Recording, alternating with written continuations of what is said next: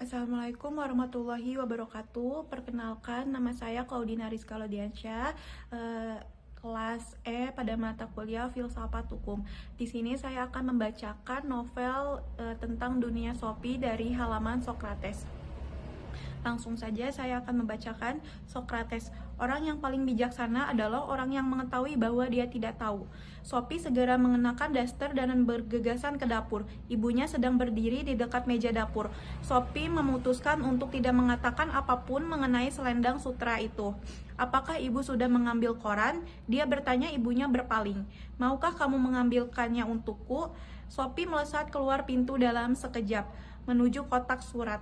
Hanya koran, dia tidak boleh berharap akan mendapat jawaban dalam waktu dekat kiranya. Di halaman depan koran itu, dia membaca sesuatu mengenai batalion PBB Norwegia di Lebanon. Batalion PBB, bukankah itu cap pos yang terdapat pada kartu dari ayah Hilde? Namun perangkonya Norwegia. Barangkali para serdadu PBB Norwegia mempunyai kantor pos sendiri. Kamu menjadi sangat tertarik pada koran, kata ibunya ketika Sophie kembali ke dapur. Untungnya ibu tidak lagi bercerita tentang kotak surat dan sebagainya, baik ketika sarapan maupun selanjutnya pada hari itu. Ketika ibu pergi berbelanja, Sophie membawa surat mengenai takdir ke Serang. Dia terkejut melihat sebuah amplop putih di samping kaleng kue dengan surat-surat lain dari sang filosof. Sophie yakin sekali dia tidak meletakkannya di sana. Amplop ini juga basah di sudut-sudutnya, dan di situ terdapat beberapa lubang, persis seperti yang telah diterimanya kemarin. Apakah sang filsuf telah datang ke sini? Apakah dia tahu tentang tempat persembunyian rahasianya? Mengapa amplop itu basah?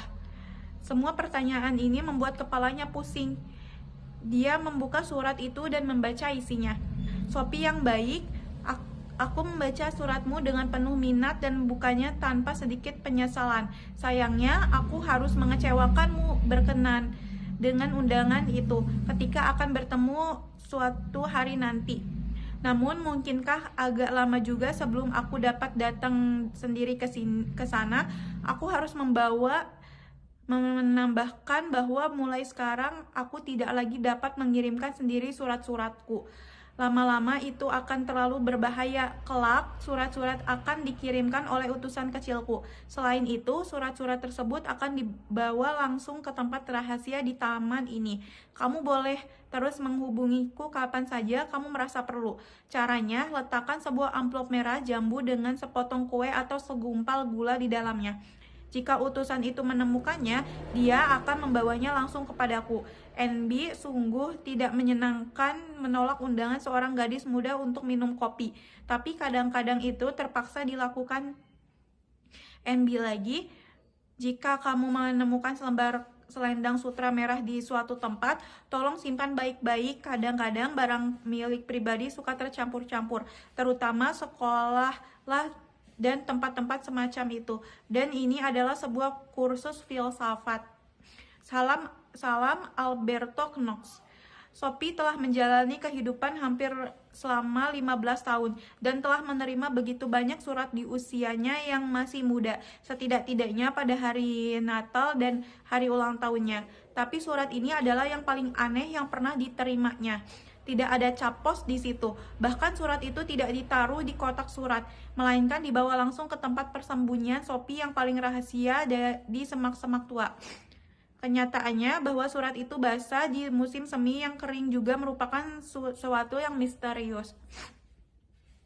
Yang paling aneh dari semuanya adalah selendang sutra itu. Tentu saja, sang filosof pasti mempunyai seorang murid lain. Pasti begitu, dan murid ini telah kehilangan selendang sutra merah, benar. Namun bagaimana benda itu bisa sampai di bawah tempat tidur Sophie? Dan Alberto Knox, nama macam apa itu? Suatu hal sudah jelas kaitannya antara sang filsuf dengan Hilde Moller-Knegg. Tapi bahwa ayah Hilde sendiri sampai salah menuliskan alamat itu benar-benar tidak dapat dipahami. Sophie duduk lama sambil memikirkan tentang hubungannya apa yang mungkin ada antara Hilde dengan dirinya. Akhirnya dia menyerah. Sang filosof telah menulis bahwa dia akan bertemu dengannya suatu hari nanti. Barangkali dia akan bertemu dengan Hilde juga. Dia membalik-balik surat itu. Kini dia telah melihat bahwa ada beberapa kalimat yang ditulis di belakang pula. Adakah sesuatu yang disebut kesopanan alamiah? Orang yang paling bijaksana adalah yang mengetahui bahwa dia tidak tahu. Pengetahuan yang sejati berasal dari di dalam. Barang siapa yang mengetahui yang benar akan bertindak benar. Sophie tahu bahwa kalimat-kalimat pendek yang tertulis di dalam amplop putih itu dimaksudkan untuk mempersiapkannya menerima amplop besar berikutnya, yang akan tiba tak lama kemudian. Tiba-tiba mendapatkan gagasan jika si utusan datang ke sarang untuk mengirimkan amplop coklat itu. Sophie dapat duduk saja di sana menantikan pria itu, atau dia seorang wanita. Dia pasti hanya dapat bertanya-tanya hingga pria itu atau wanita itu memberitahunya tentang filosof. Surat itu menyebutkan bahwa si utusan itu kecil. Mungkinkah dia seorang anak? Adakah sesuatu yang disebut kesopanan alamiah? Sophie tahu bahwa kesopanan adalah kata yang sudah ketinggalan zaman untuk merasa malu misalnya, karena terlihat telanjang. Tapi apakah memang wajar untuk merasa malu karena itu? Jika sesuatu itu wajar, pikirnya itu sama bagi setiap orang. Jadi pastilah masyarakat yang menentukan apa yang boleh dan tidak boleh kita lakukan. Ketika nenek masih muda, tentu saja kita tidak boleh berjemur dengan dada terbuka. Tapi kini kebanyakan orang menganggapnya wajar, meskipun hal itu dilarang keras di banyak negara. Inikah filsafat? Sophie bertanya-tanya. Kalimat berikutnya adalah, orang yang paling bijaksana adalah dia yang mengetahui bahwa dia tidak tahu. Lebih bijaksana dari siapa? Jika yang dimaksud sang filosof adalah bahwa seorang yang menyadari dia tidak mengetahui segala sesuatu yang ada di bawah matahari itu lebih bijaksana dibanding seorang yang hanya mengetahui sedikit. Namun tidak sulit untuk disetujui. Sophie tidak pernah memikirkan tentang itu sebelumnya, tapi semakin dalam dia berpikir, semakin jelas baginya bahwa mengetahui apa yang kita tidak ketahui adalah juga semacam pengetahuan. Hal paling tolol yang diketahuinya adalah jika orang bersikap seolah-olah dia mengetahui tentang segala sesuatu yang sama sekali tidak diketahuinya. Kalimat berikutnya adalah tentang pengetahuan sejati yang berasal dari dalam. Tapi bukankah semua pengetahuan itu masuk ke kepala setiap orang di luar?